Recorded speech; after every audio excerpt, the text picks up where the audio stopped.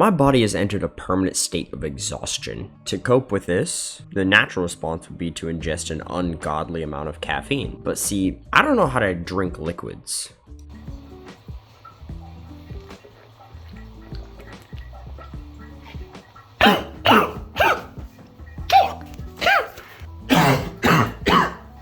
So I invented an edible, but it has caffeine instead of,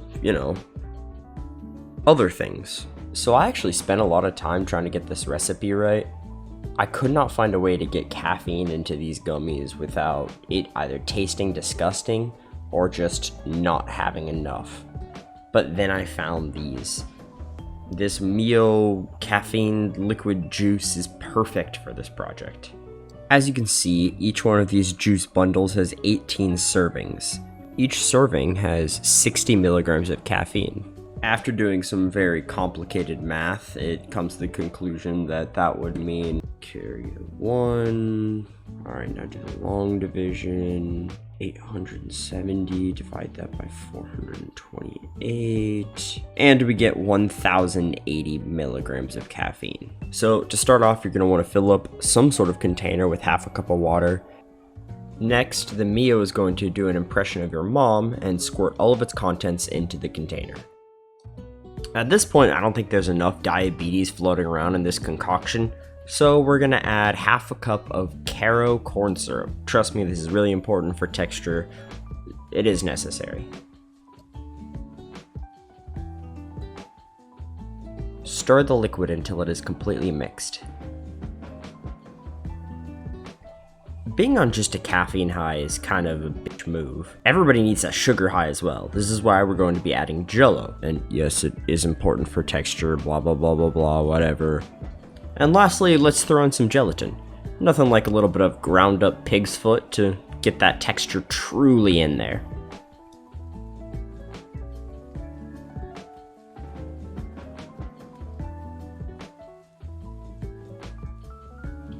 Now, mixing in the gelatin is an absolute pain in the dick, so just do the best you can. Most of it will melt into the serum later when we heat it up, but for now, just get it somewhat mixed.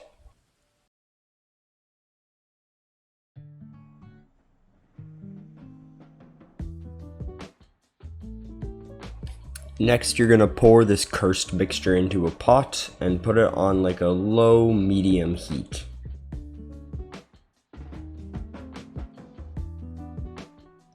I would come back to this pot like once every few minutes and stir it just to make sure that nothing burns and sticks to the bottom.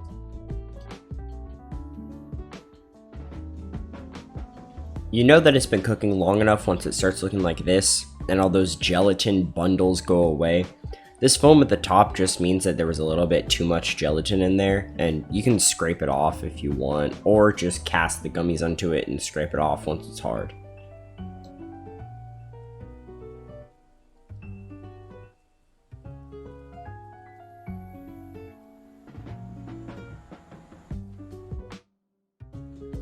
Once you pour it into another container, you can wait for it to fully harden and then scrape off all the impurities from the top and then remelt it down before casting it. But I didn't really want to do that, as that's a long time to wait and I am already pretty behind on my video schedule, so I'm just going to cast it straight. As some of you may know, I moved to Italy recently, and in that process I got rid of most of my crafty stuff, including my gummy bear molds. So I just went and bought some ice cube trays, and I guess we're eating ice-shaped gummies. So I started off very carefully pouring the mixture into the mold. That way I could lessen the amount of impurities that were spread out throughout the gummies. And then I gave up on that.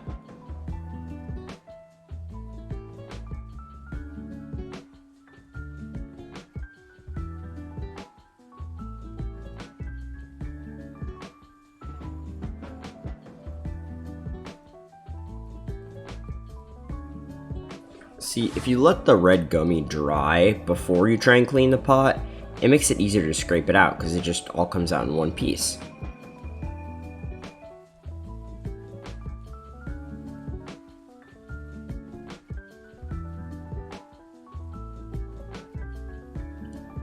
Anyway, as I was saying, you're going to want to make sure to soak the pot because this stuff is impossible to get out. In the end, the gummies didn't even taste that bad. You can kind of taste a little bit of bitterness from the caffeine, but overall it's a lot better than other caffeine gummies I made in the past.